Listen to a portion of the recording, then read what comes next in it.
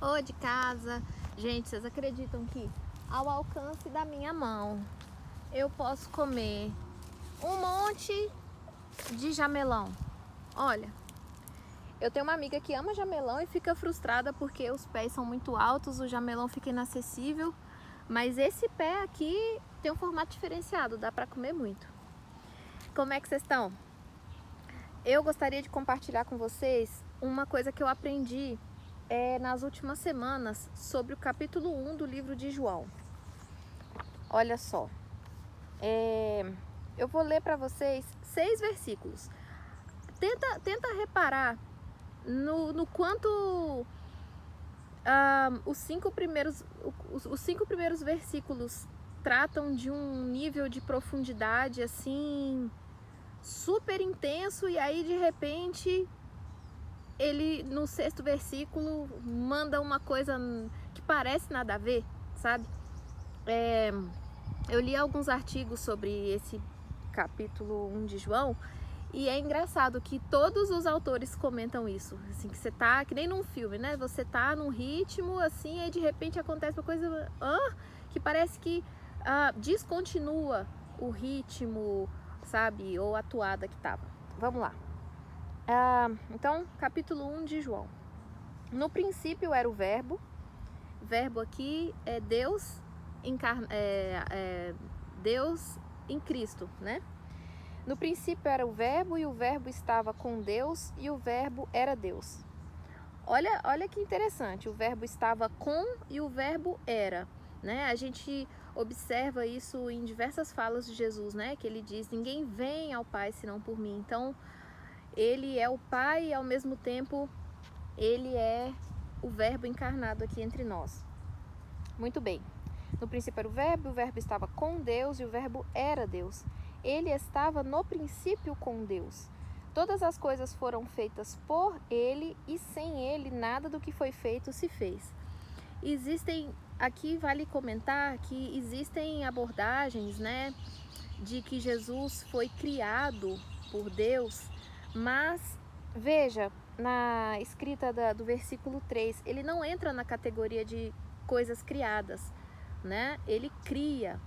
Então, ele estava no princípio com Deus, sem ele nada do que foi feito se fez, e ele era o próprio Deus. E aí no versículo 4, nele estava a vida, e a vida era a luz dos homens. E a luz resplandece nas trevas, e as trevas não prevaleceram contra ela. Então veja, aqui a gente está falando de coisas bastante densas, bastante profundas. E aí olha o que diz o versículo 6.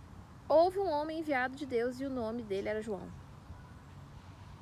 Aí você pensa, gente, eu estava aqui viajando, cara, no princípio, Deus e o verbo era Deus, criando todas as coisas. Aí você me manda essa, houve um homem enviado de Deus cujo nome era João. Aí, olha só, aí eu vi vários artigos sobre isso também, e eles propõem o seguinte, e eu acredito que é verdade, né? Porque assim, sempre que a gente estuda a Bíblia, a gente vai procurar ajuda, né, com quem estudou mais do que a gente, óbvio, e às vezes a gente concorda, às vezes não, e aí a gente sempre precisa pedir a orientação do Espírito Santo, porque o dever de casa do Espírito Santo é o quê? Nos conduzir no conhecimento da verdade, né? Jesus falou isso, né? Então, e ele faz o dever de casa dele direitinho, especialmente quando a gente ora sempre antes de ler a palavra e pede para ele nos guiar. Então, esses artigos que eu li propuseram o seguinte, que aqui nesses primeiros versículos de João, nós temos aqui uma descrição, né, da identidade de Deus, né? E o que nos choca um pouco é que no meio dessa descrição tão profunda, né, sobre a natureza de Jesus Cristo, que é única com Deus, vem João, né? E aí o que eles propuseram é que aprove a Deus revelar a identidade dele, revelar a glória dele através de meros seres humanos chamados João, Maria, José, Beatriz, Lúcia, todos, entendeu? Aprove a Deus revelar a glória dele, não só através da criação, porque obviamente tudo que a gente vê é um testemunho da existência de Deus, né? Inclusive a Bíblia diz que ninguém vai poder se colocar como desinformado, assim, que nem na lei. Não adianta você citar que não conhecia a lei e cometer um crime, né?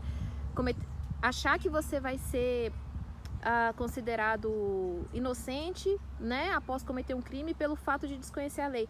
A Bíblia é igual, ela diz: ninguém vai poder se dar por inocente diante de Deus, dizer que não conhecia. Por quê? Porque toda obra, toda criação é um testemunho. Isso que eu estou dizendo está em Romanos. Eu vou botar na descrição esse versículo. O que eu estava falando? Bom, então Deus se revela não só através da criação, não só através da palavra dele, que é a Bíblia, mas também através do testemunho das pessoas. E aí, João Batista é uma figura da Bíblia que tem uma profundidade imensa, um significado enorme. Ele faz uma espécie de ponte entre o Antigo e o Novo Testamento. Jesus disse que não há filho de mulher, né, que tenha sido maior que ele, entretanto o menor no reino dos céus é maior do que ele, sabe? Eu vou também botar na descrição porque eu não sei de cor onde está isso, mas ele tem ele tem um significado enorme. A primeira vez que Jesus aparece em cena em Mateus, né, vai ser justamente quando ele é batizado por João Batista, que por acaso não entende nada, né? Como assim, Jesus, eu vou te batizar, né? E Jesus fala: não entenda, você só faz o que eu tô falando. Então tem hora que realmente é na base da obediência mesmo. Entender vai ser depois, né?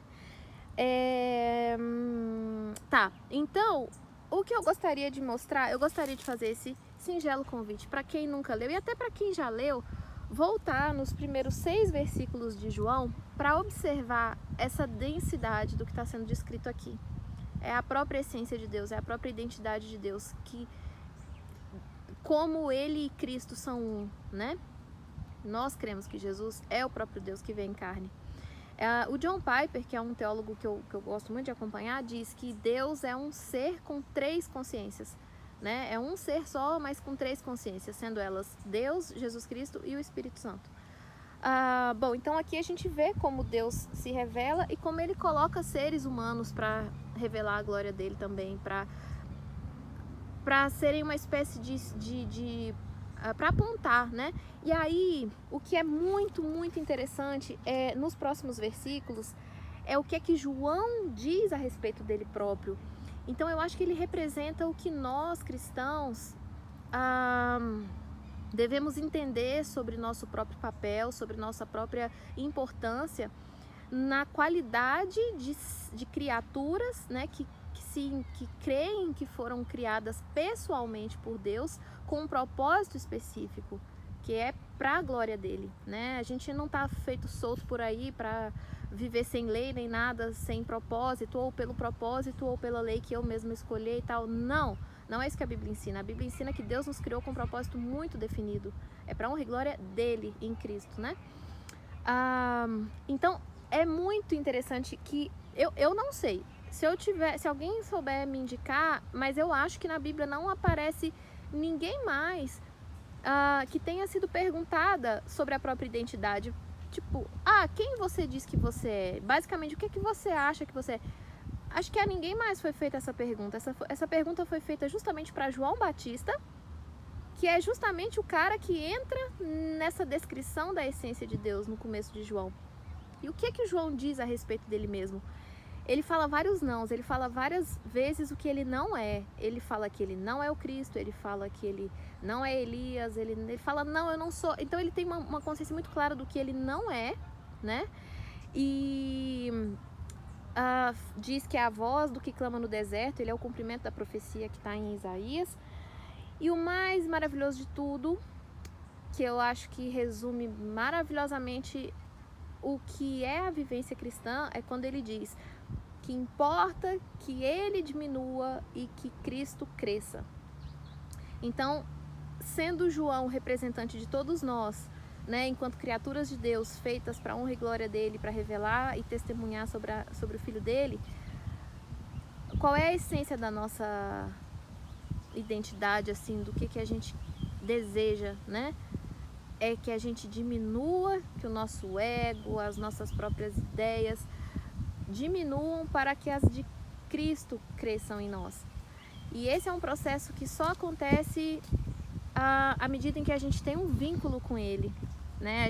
Que a gente crê na palavra dele, a gente tem confiança nele, a gente provou e viu que ele é bom, provou e viu que ele é o pai que sabe dar boas dádivas aos seus filhos, que ele sabe o que nos dá e quando nos dá. Então, para chegar ao ponto de desejar, né? Na verdade, a gente tem, eu creio, né, que mesmo quando eu não desejo, eu peço a Deus que me converta, sabe? Para que ele crie em mim os apetites que ele deseja que eu tenha. Porque naturalmente nós desejamos outras coisas. Mas se por fé a gente entrega a nossa vontade, né, para ele, ele vai moldando os nossos paladares, nossos apetites. E o meu testemunho pessoal é que as partes da minha vida que ele tocou e transformou, eu não voltaria atrás nunca, nunca para como eu era antes dele. E assim, é muito claro, qualquer pessoa que tem um testemunho sobre como era antes de crer e depois, é abissal a distância, a diferença. Então,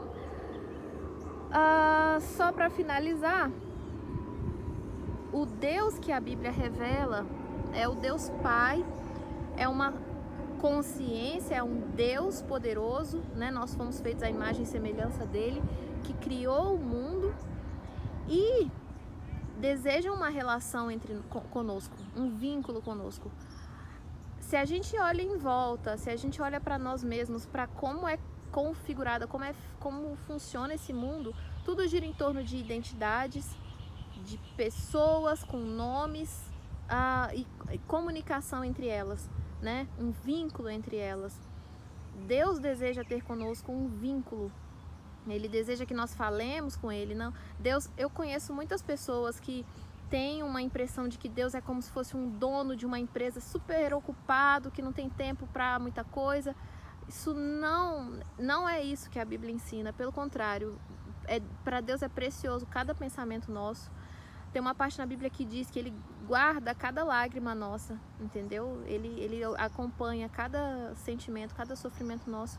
E Ele deseja justamente que nós entreguemos a Ele tudo que nós sentimos, que nós conversemos com Ele, né? E eu acho que essa é a chave para a nossa saúde mental, especialmente num mundo que é cada dia mais barulhento e veloz, tudo acontece muito rápido. Eu ouso dizer que a intenção é justamente nos atrapalhar, assim, justamente nos desaquietar, sabe? Então, eu tenho o hábito de escrever, porque eu acho que quando a gente escreve, a gente é obrigado a elaborar bem o que a gente está pensando, o que a gente está sentindo. E de uns anos para cá eu tenho feito uma espécie de diários cujo interlocutor é Deus. Então, porque às vezes em oração mental, assim, eu me perco, tal. Nunca é ruim andando na rua e tal, mas assim, como hábito, em casa, de manhã, depois de tomar um cafezinho, assim, eu pego um caderno e escrevo para ele. E isso é falar com ele, mas essencial também é o quê? É ouvi-lo. E cara, ele se revelou. Deus não é um Deus assim misterioso sabe? Ele quer ser conhecido, sabe? Ele quer se manifestar, ele quer mostrar como ele é, como ele funciona. E ele revela isso através da palavra dele. Então, fica o convite, se você está se sentindo agitado, ansioso, que eu acho que todos nós sentimos, se permita um dia essa experiência. Fica esse convite, pode ser em casa ou assim na natureza, que eu acho que a natureza só nos faz bem. Não é à toa que Deus botou Adão e Eva num jardim. Sim, eu acredito no significado literal disso aí. Não foi por acaso que foi num jardim que Deus colocou. A gente precisa de natureza, a gente precisa estar no verde, estar entre os animais e estar no silêncio para falar, para derramar nosso coração e para ouvir. Nada melhor do que conversar com quem você sabe que está te entendendo. Não são assim os nossos melhores amigos, as nossas melhores companhias, não são aquelas pessoas com quem você fala e você sabe que está sendo entendido. Você às vezes só olha e você já está transmitindo para a pessoa o que você está sentindo. Pelo tom de voz a pessoa te conhece, né? E Deus é tamanho em poder, a gente não pode reduzir Deus ao nosso tamanho, de pensar que 7 bilhões são demais para Ele. 7 bilhões para Ele é como um pastor que tem 3 ovelhinhas, ele conhece cada uma pelo nome, ele viu cada uma nascer. Deixa do monte solta para ir atrás de uma que cai.